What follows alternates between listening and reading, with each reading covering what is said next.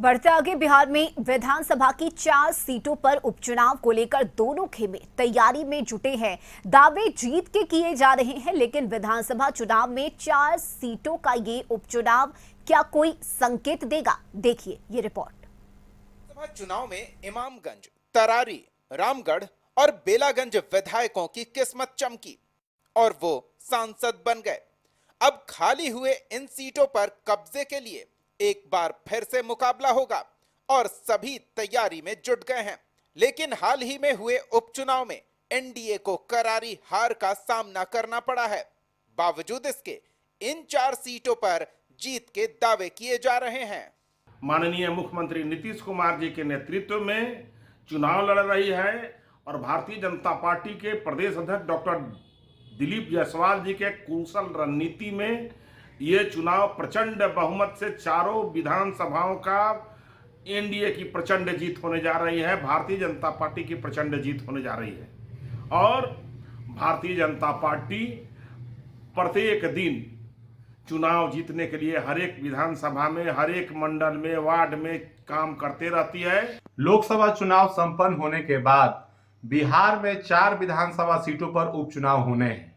NDA गठबंधन पूरी मजबूती के साथ आदरणीय नीतीश कुमार जी के नेतृत्व में चुनाव में जाएगी। जनता दल यू के नेता एवं कार्यकर्ता भी आदरणीय नीतीश कुमार जी के द्वारा जो बिहार में विकास किए गए हैं, उन विकास कार्यों को लेकर जनता के बीच एनडीए गठबंधन के तमाम कार्यकर्ता एवं नेता के साथ मजबूती के साथ जाएंगे और हमें पूर्ण विश्वास है आदरणीय नीतीश कुमार जी के नेतृत्व में चारों सीट पर जीत सुनिश्चित करेंगे। इमामगंज से जीतन राम मांझी विधायक थे। गया से हम सेक्युलर के सांसद चुने गए। तरारी से माले के सुदामा प्रसाद विधायक थे। आरा से सांसद चुने गए। बेलागंज से राजद के सुरेंद्र प्रसाद विधायक थे। जहानाबाद से सांसद चुने गए। रामगढ़ से राजद के सुधाकर सिंह विधायक थे। बक्सर से सांसद चुने गए। यानी 3 सीट महागठबंधन और 1 सीट एनडीए की खाली हुई है। लेकिन अब चारों सीट पर जीत को लेकर तैयारी की जा रही है।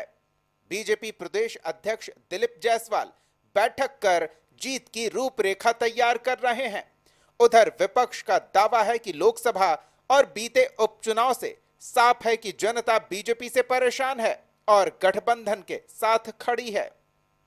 चारों सीटों पर इंडिया गठबंधन की जीत सुनिश्चित है और इंडिया गठबंधन के प्रति जो लोगों का विश्वास है, समर्थन है और जिस तरह से बिहार में सरकार के द्वारा जनता और जनता के हितों को कहीं ना कहीं दरकिनार करके जिस तरह से पुल पुलिया गिर रहे हैं, जिस तरह से अपराध की ग्राफ में बढ़ोतरी हुई है, अपराधियों को रोकने की दिशा में सरकार के स्तर से कोई कार्रवाई नहीं हो रही है।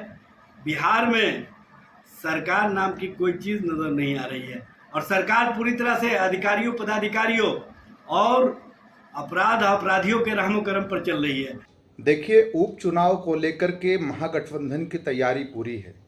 कुल मिलाकर के जो शीर्ष नेतृत्व के लोग हमारे हैं वो आपस में समन्वय बना रहे हैं और हमारी जो स्थिति है वो महागठबंधन की बहुत बेहतर रहेगी। और आने वाले दिनों में जब चुनाव की घोषणा होगी तो आपको जानकारी इस बात की दी जाएगी कौन कहां से चुनाव लड़ेगा। और दूसरी बात ये कि जिस प्रकार से हमारी तैयारी है तो निश्चित तौर से महागठबंधन उपचुनाव में बाजी मारेगी।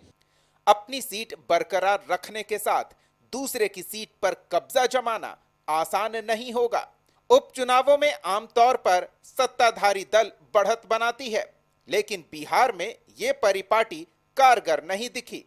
अब देखना दिलचस्प होगा कि उपचुनाव विधानसभा के चुनाव से पहले क्या संकेत देता है।